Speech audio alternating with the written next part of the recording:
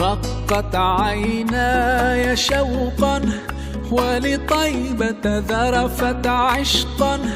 فأتيت إلى حبيبي فاهدأ يا قلب ورفقا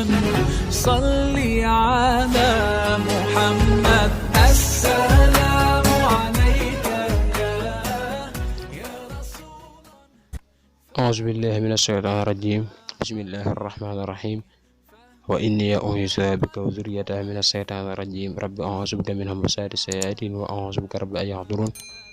asalaamaaleykum mbokk yi nga xam ne yéen ñi toog ci Kaas TV mbokk mi Abdoulaye Seye moo ngi leen di nuyu di leen siyaara di leen jox seen wàccuwaay bu baax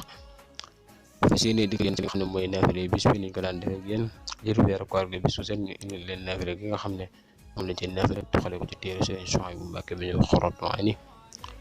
mbokk ñi ñu ngi ci guddig ñeenteel gi ci weeru koor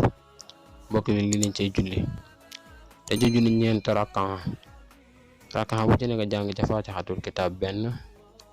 suratul kaafiruun ñetti yoon ñu baamu ko guddig ñeenteel gi ci weeru koor dañ ci julli ñeent rakkan bu ci ne nga jàng ca Faatixatul kitaab benn suratul kaafiruun ñetti yoon ne képp koo xam ne def nga loolu dees na ko bindal tuyaabay jaamu yàlla junni nit tuyaabay jaamu junni nit dees na ko bindal te it dees na ko jégal bakkaar bi yëpp bala moo jóge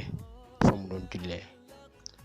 kon njariñ loolu am na solo lool ci guddi gi ñeenteel la ne ku ci julli googu ñu wax mbokk mi Abdoulaye Seye moo fi teewoon di leen naafile bis bi